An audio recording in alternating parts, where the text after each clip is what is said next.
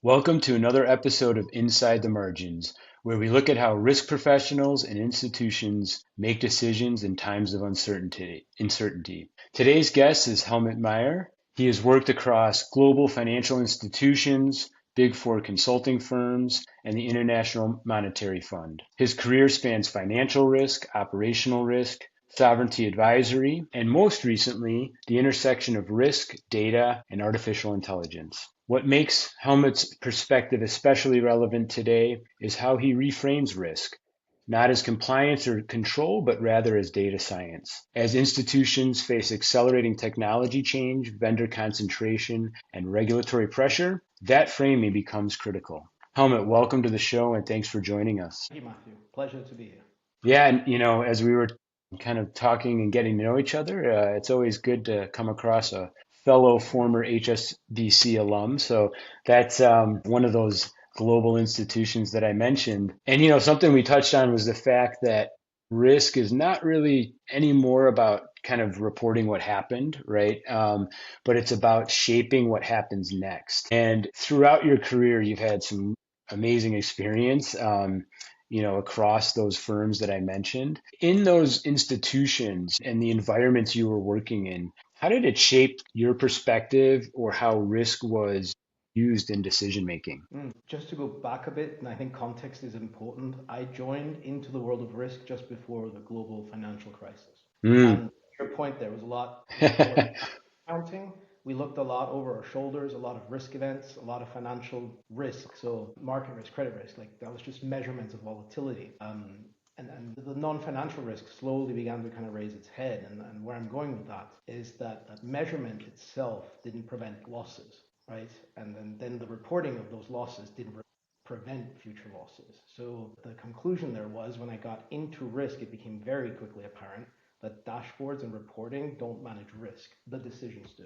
And that goes back to kind of my journey from early risk management when I started pre-GFC to now, where it's to me more like decision science, data science. Yeah, it's a very important point, because I would agree. And while reporting and that infrastructure is important, it does not, it doesn't help you make those decisions. It might drive, areas of opportunity or gaps that you might be seeing. But a lot of times, what we often see in institutions is by the time those signals are kind of being measured or reached, it's often too late. Like the early risk signals are being missed, right? Yeah. So, but what's interesting, and you hit on it a little bit about the non-financial risk, right? So operational and non-financial risk were kind of more at the bottom of the priority list earlier in your career, right?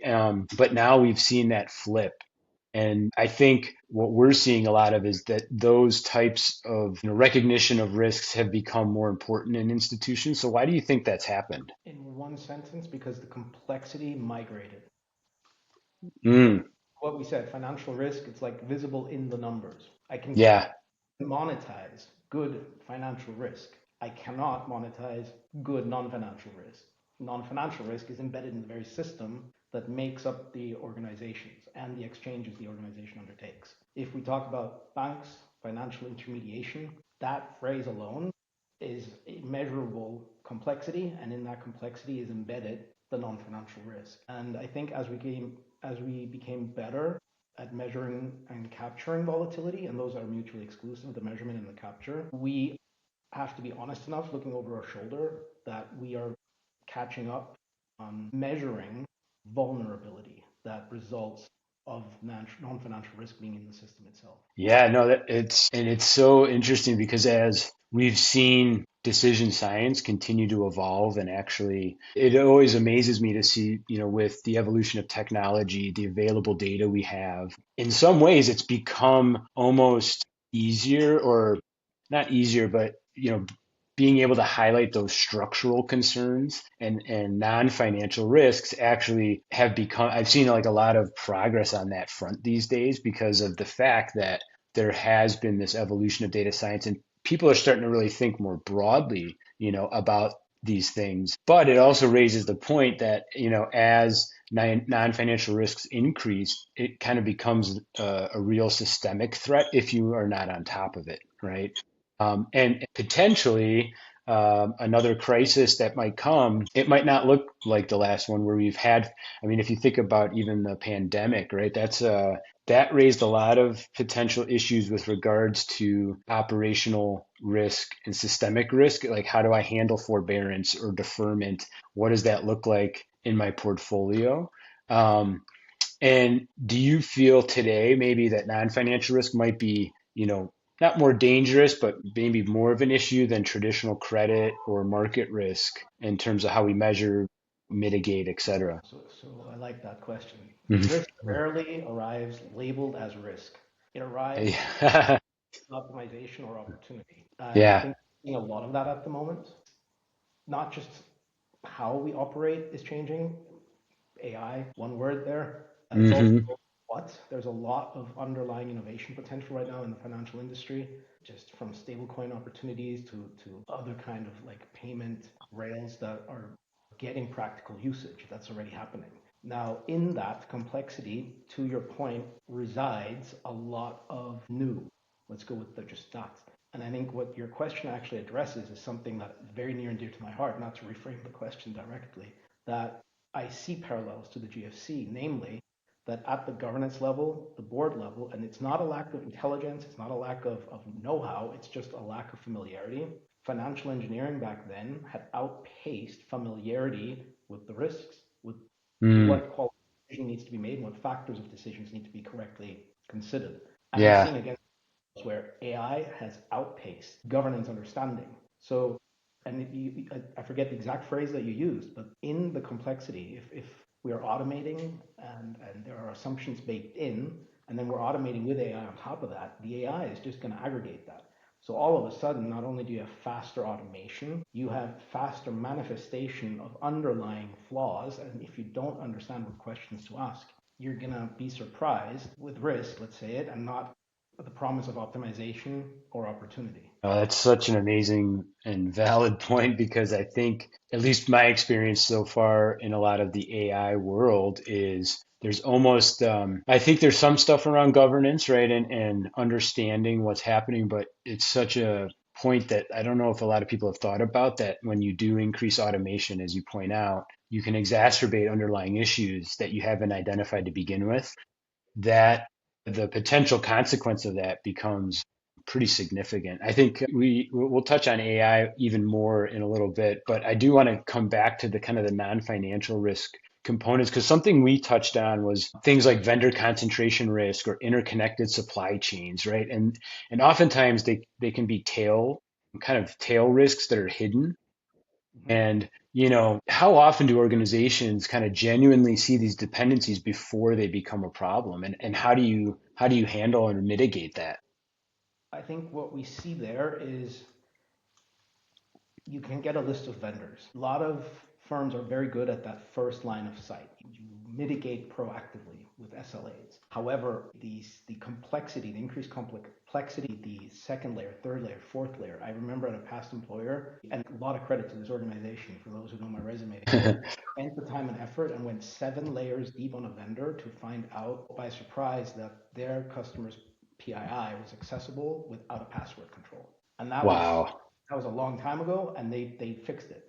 But they didn't Yeah. even come up with that back then. And that to me was kind of like recognized obscure, like it was obfuscated, and they made the effort to create visibility. I also know that a lot of organizations usually don't have the time because vendor management is cost optimization. What you outsource, you're trying to save costs. So there becomes now this trade-off that kind of ties back to the red thread, if you will, the decision science. Now, practical example, we just recently had CrowdStrike. We've had many others before that. The key point there is that the monitoring of the vendors themselves is not risk management. That's monitoring by the very nature.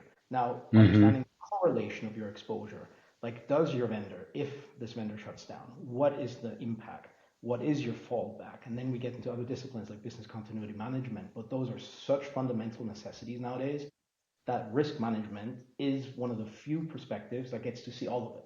And that's Hmm. our job, risk management professionals, is to kind of what you already said, is to articulate the assumptions. It's like, what are we assuming by blindly trusting this SLA?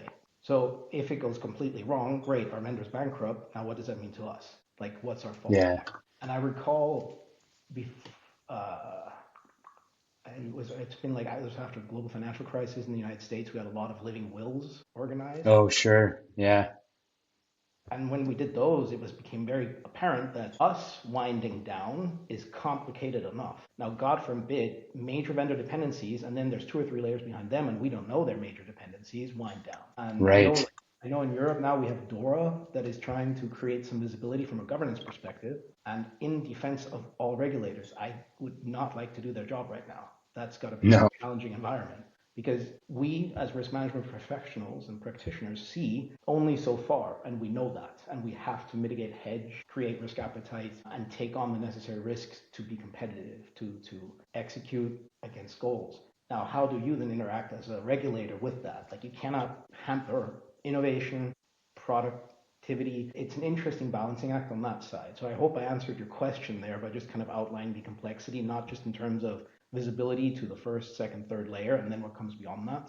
But it's also that what tools do we have and what realistic expectations can be set. And I think as that's going back to my earlier point, we are only beginning to get better at measuring vulnerability, and we're not there yet. Yeah, and I think you raise a really important kind of characteristic of risk professionals, and that is trying to see the holistic picture of what's going on and the interconnectedness, right? And being able to measure that interconnectedness, identify the vulnerabilities. How do we minimize uncertainty as best as possible? But the reality is there are going to be things that we can't always account for, right? We have to deal with probabilities and whatnot, but having alternative plans and paths, which sometimes I've seen in organizations as well, that there maybe wasn't that contingency plan. And so if plan A didn't work, there wasn't really a plan B, and it turned into a quick pivot that ended up being a lot more stressful than it maybe needed to be. Touching on DORA, right? So that's an interesting. I agree. It would be challenging to be in the regulator seat right now. Thinking about how do we not stifle innovation, but components of DORA, right, are requiring technology and third-party dependency mapping. How do we think about these things? When you think about the institutions that are, working to comply with DORA, what are some of the things that they might find out too late, just based on some of your experience and kind of what we just talked through? I'm smirking because it comes. Most firms are probably very good nowadays at understanding that first order risk and that failure and what it would look like. To your point, you have the Yeah, these, but it's under stress when the correlated failure bubbles up. So I think still to this day, unless and I know where AI is also on the list, but this is where I personally have a little bit of hope. In other industries, digital twin usage has been around for well over a decade. I think that could help a lot because especially with some of the DORA data points that are being captured. Now I don't know how accessible that data will be. That would be potentially interesting. I think if you're a large enough operator, putting that out there to understand, look, capture your vendors, share that DORA data. We're all reporting the same. There's no proprietary sure. information there. So that could actually then lend to giving yourself almost like a competitive advantage to understand what is my environment, like does my vendor operate with the same vendors, are they all in the same jurisdictions, what's my geopolitical risk, like what if three removed there is a vendor in a location that I personally cannot even do business in. So Hmm. that's where I still think a lot is to be done. I think, for instance, the digital twin construct, not to use a jargon term, but it is interesting because if you can just even model your vendor environment to understand a failure here, what would that mean? And if you can obtain and see, and the person I found building the relationships, especially talking to risk professionals in the vendors, we speak the same language. They understand the questions. So I know Yeah. now they're willing to share the right data points. Once I have those data points, I have better understanding and I can begin to measure worst outcomes and as well as potentially talking to them about, hey, this is interesting. You have a location here, you have a location there. Do you realize if we work with your location here, we can actually have like an inter-service agreement? It's better, there's more transparency, and then you guys can have management fees parallel. So it changes the discourse if you reach out to the vendors, understand them. Does that work when you have 7,000 vendors when you're an HSBC? No, not for everyone.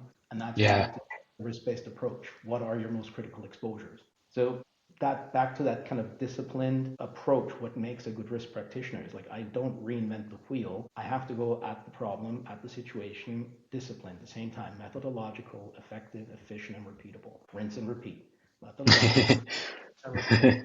And I think that discipline is what makes risk management professionals nowadays so much more not valuable, not recognized, but integrated into an organization, is because we are fortunate and at once somewhat unfortunate to have to play that role. Like we get to see everything in not just the vendor space, but we have to bring the discipline of articulating, have we asked all the right questions? What are our assumptions? Are we assuming this SLA protects us? That's where I find the questions, the discussions are going, and it's fascinating time to be working with. Yeah, I also think that's some of the beauty of risk management in that you can build as long as you have that discipline, you can apply it across all these different areas within financial risk, credit, market, liquidity, interest rate, and into non-financial, right? Because as you point out, once you have the discipline and the process, it is often the same and repeat. It's the way you think about those problems and how you solve them.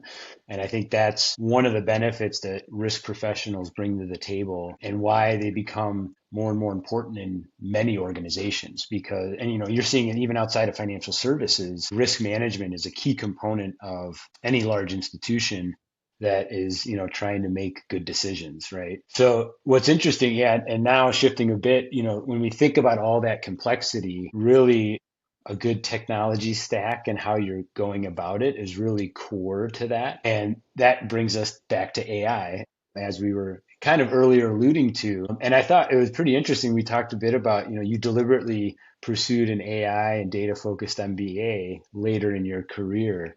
And was there a specific gap in the market you saw that kind of pushed you in that direction, or was it your own like level of curiosity and wanting to gain insight to apply to your day to day? Like what made you go that route? Combination of two things. One, I already kind of alluded to, that having been front and center for the global financial crisis, hopefully last one, that the certain aspects, in that case financial engineering, had surpassed understanding of decision makers.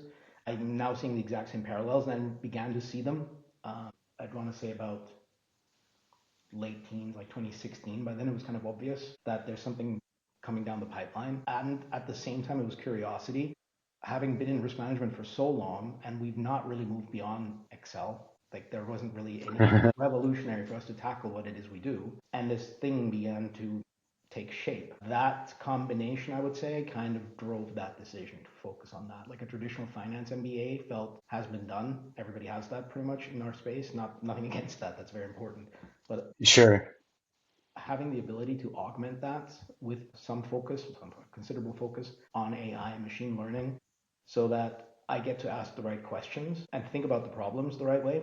Like if you had asked me 5 years ago, what is a digital twin? I kind of would have been like, I don't know. And it's paramount, I think, also on the risk management professionals. Get back to what I kind of said already. We get to see everything. We have to stay at the cutting edge. Like I think complacency for a risk manager is a very dangerous space. Not just, oh, we've managed all the risks, everything's working. That's when I would also start getting nervous. And now what we have with AI is, and I find it's going to probably be evolving towards a function or functionality, if you will, because it compresses decision cycles. We can Yeah. operate faster, factoring a lot more. So on the flip side, if that's the business side, hey, here are 100,000 data points. What used to take a team of 30 a month, it's done in 5 minutes. Great. Now on the flip side, you have to have your risk professionals with their tools who can then turn around and be, right, now what decisions have we baked into this, right? And we've alluded to it, that AI will compress, internalize, and essentially stack assumptions, flaws. And we need a balancing counteract to unravel that. And I think that's where we're just at the beginning. It's an evolving piece. And I think very good organizations have risk management at the table before these decisions are being made. And that's kind of something we've spoken about previously as well, right? Like Yeah. when you talk about the adoption of something new, especially something as new that is evolving as quickly, risk can't come in at the end. And then it's like, oh, risk is a blocker. It's not it. Your long-term adverse outcomes by not involving risk are far more time-consuming, expensive than if you have risk at the beginning in order to arrive at a diligent and accountable and transparent decision process, especially if you're relying then on AI to make those decisions for you going forward. Absolutely. Yeah, I think the risk at the table at the beginning. I mean, I think that's an important approach, regardless of whether it's marketing or, obviously, different decisions being made, but especially with AI. And because, I mean, if you think about bringing AI into an organization, it introduces a whole new level of governance and risk that you need to be aware of, right? And ensuring that, if you're having it task driven, is it doing what it's supposed to be doing? And are you getting the outcomes you expect? And going back to your earlier point, if you start exacerbating underlying vulnerabilities that were there but you hadn't recognized, but now you layer this thing on top and you don't have all of the measurement tools and capability to mitigate on in place, I can see where things could get disastrous very quickly for organizations. And it'll be hard to unwind, especially when at least a lot of the solutions I'm seeing in the market, it's embedding into workflows. It's trying to make there's definitely a time, saving component, which is more on the operational side. But then, as you point out, helping to make decision cycles compressed. That's a beautiful use of it. If I don't have all of the rigor around it and the human in the loop, well, then my all of my risk frameworks might go out the window, right? So that's part of the challenge in my mind. No, I think you hit the nail on the head. Of any decision without having a measurement for the quality of the underlying reasoning increases not just your fragility, but the velocity with which that fragility can materialize. And I think that is the blind spot. If you will, by the way, I could have taken that sentence and said that in 2005, changed one word, and I think we would have been sage in retrospect. Yeah, right. Very much so. And I think, it highlights for me a thing that I wonder, if other risk professionals worry about, which, and I'm going to pose it to you, is, do you think it can amplify overconfidence rather than reduce uncertainty, right? If we lean on it too much as a crutch, do we make that overconfidence of decision making too much on the machine versus having that kind of human component, making sure that things are running correctly? That's a really good question. I'm thinking. That's a really good question. I think it lends itself to overconfidence because the answers come quickly. I think Yeah, that's where we need to be disciplined. I think that's where risk management professionals actually have more now. I might even use this question going forward. We have a more important role at the table because we have to bring that discipline into the decision making process. I had this discussion once before where somebody from a sales team marched in and was like, hey, I automated X with AI, which already I was like, so it was manual before? I thought we used software. But aside, that aside, um, and upon just simple questions, it became clear to this person, and he afterwards was very thankful that he had automated something where he hadn't defined the beginning or the end. He just took a task without having fully mapped it out yet. And that to me is, I think, that overconfidence where it's like, oh, I can do X suddenly at X minus 4 speed. Like it's so much faster, or plus yeah, 4 minus time. So it's so much faster and efficient. So that must be a good thing to do. And I think that is an opportunity. And I think we kind of said at the beginning, right? Risk comes packaged as opportunity. And incorrectly done, that becomes, I don't want to say dangerous. To your question, I think that overconfidence to an easy solution has led us to non positive outcomes in the past. right. It's back to good governance, good decision science, understanding like why did we let this be turned over to AI? What are the measurements by which we make sure it works correctly? As I said, measurement itself isn't risk management, right? It's the decision that that data point gives. So one thing that would be interesting, and I kind of remember how I said it's like a balancing act to me, is Right. every good KPI to me comes at least correlated with one KRI or a family of KRIs. It's like, what are we trying to achieve? What's the objective? How good are we doing that? And then how much risk are we materially managing, taking on? Are we not taking enough risk? That's usually the most interesting questions to the business, is when I can help them turn that around. I think that question, does it lend to overconfidence? It lends back to, now I'm just looking over my shoulder because I was a really good thinker of a question. I think the ease of a potential solution will come with risk in it. And unless that's Yeah. correctly understood, and with the right approaches, that's risk. No pun intended. That is very risky to take on without transparency. And yeah, I think it highlights the importance of kind of what a theme we've been touching on, which is that the people guiding these decisions become even more important as part of the process. Like the example you just highlighted, where, adjustments were made and there wasn't a consultation on, okay, do I want to make sure that, accelerating the process or automating the process doesn't bring inherent risk in it? And I face this even with some of the decision science professionals I work with, right? And, well, I'll just put it through AI and I'll get an answer. And I'm like, well, let's take a step back and make sure that, what questions are you trying to have it pose? What were the consequences if it's not correct, right? Are you sure your underlying data is, sound? Like all of the things that we would make sure of if we were doing any of this ourselves, building models or doing risk strategies or doing vendor analysis, right? But it's interesting because if you think about, the best risk leaders, as you kind of alluded to, we're not here to block growth. We design and build resilience, right? That's what it's really about, because there are going to be changes in landscape. There's going to macroeconomic conditions are constantly shifting, and those have implications for how we think about risk frameworks. So, a lot of times we have to, and I think you said this when we talked before, that, part of our role is making people comfortable with being wrong. Right. And a lot of times I like to say I have to get people comfortable with being uncomfortable. So not just wrong, but also uncomfortable. Why do you feel that's such a critical leadership capability as a risk professional? I'd brand it one further. I'd go with not correct. That usually makes it a bit softer to land Uh, on. that's a good Um, point. Yeah. a lot of phrases over the years have helped. Like risk management is about raising hand, not pointing finger.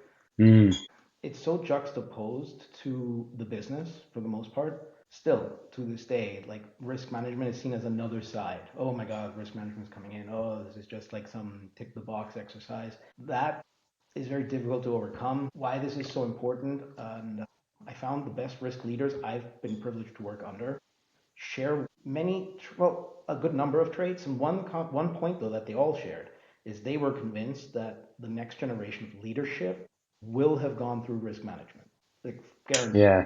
pretty much. And Yeah. I'm like, okay, I can see that. Maybe that's not for everyone. Like, hey, I'm in my risk career. I like it. Doesn't mean I just want to switch to something else. Like, there's others already in the past that have gone through risk, and I think it helps. Now, the being comfortable with not being correct, it kind of goes back to what makes a good decision and being institutionally disciplined enough to to make sure a decision is optimal, right? You never know if it's correct to your point until it's hindsight.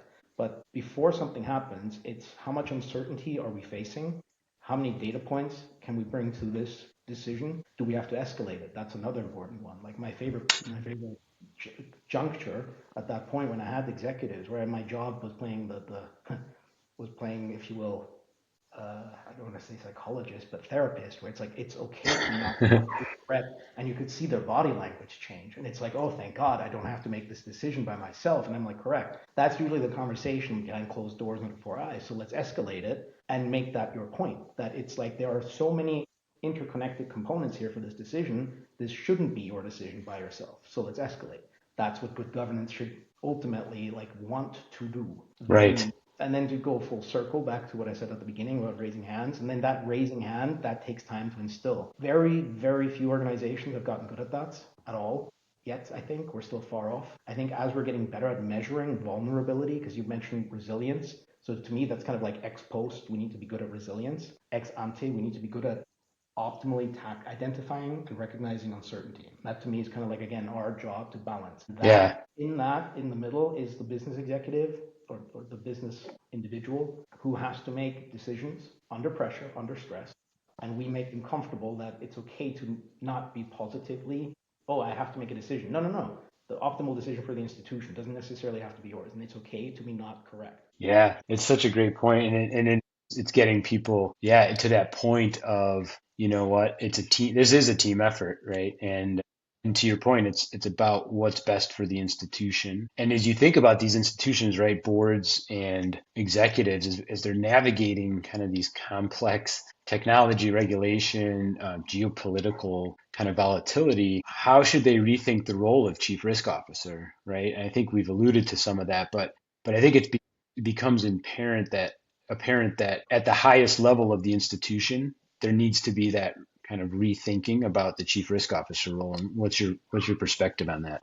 Again, I think I mentioned at the beginning, I got very fortunate with my career moves, and one organization I got to work in early was so good at this. The CEO and the CRO, they spoke multiple times a day, kind of like, and the CEO said that the CRO made his decisions better and his job easier.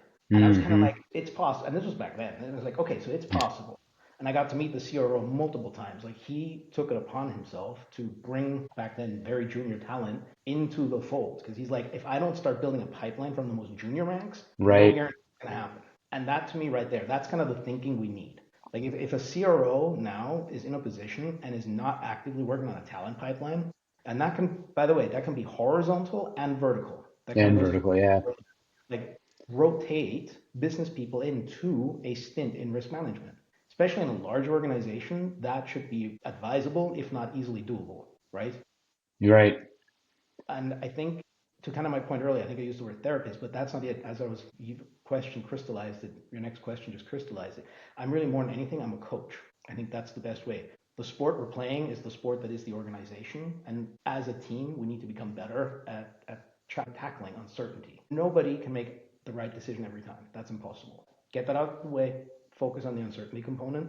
And if we as risk management professionals can coach the organization through consistency, through discipline, through correct governance and application to arrive at that point where it's okay to be uncertain and there's mechanisms we have put into place as an organization to enhance the quality of decisions under uncertainty. And I think if that's, let's call it the elephant in the room of that is risk management, then we have done a good job as risk management professionals to coach the organization to consistently, constantly take that in. I constantly go back to methodological, effective, efficient, and repeatable. Yeah. That's like a sniff test, right? I forgot who said this, but it was like in a meeting, does it need to be said now? Does it need to be said? Yeah, does it need to be said? Does it need to be said now? Does it need to be said by me? I just sit there going like, is it methodological? Is it efficient, effective, and repeatable? And that's kind of like my litmus test when I speak to the business when it comes to their processes. For instance, escalation processes are very rarely very well documented. And that kind of goes back to our job. So we have unwritten laws, rules, guidelines, guardrails. I'm not sure the right noun there, but that's how we have to keep tackling. And that goes back to what we said before, which is like, how do we make individuals comfortable not being correct over and over again? Yeah, and it highlights the importance, I think, of, and in some of the best institutions I've worked with, it's the kind of, as you point out, the credit risk kind of pipeline of talent and the growth, but also kind of a risk and data and analytics culture that is generally adopted by the institution that, their first thought is from a risk perspective. And some of the institutions I've worked with in the past, the really solid risk management cultures had that mindset. Even the sales teams kind of viewed things with that risk lens, and so they had done a really good job of getting that perspective across the entire organization, which I think is really important. As risk professionals, and it's like a sign of achievement that the chief risk officer has really instilled a great culture. But now, to wrap up, thinking ahead, and as we've kind of alluded to, what do you think is the biggest blind spot in institutions and how they're approaching risk today? If they don't have these cultures in place, where do you see that blind spot, evidencing itself? Amazing insights, Helmut. I really appreciate you taking the time. This has been a great conversation. I think, as you just highlighted, risk management isn't just about compliance and regulatory checklists. Important, that's not the only component, right? We really touched on the evolution of decision science, incorporating AI, structural issues, vulnerabilities that exist. And really, what it all leads to is how to correctly curate risk leaders and be able to drive decisions in times of uncertainty. This again has been Inside the Margins. Until next time.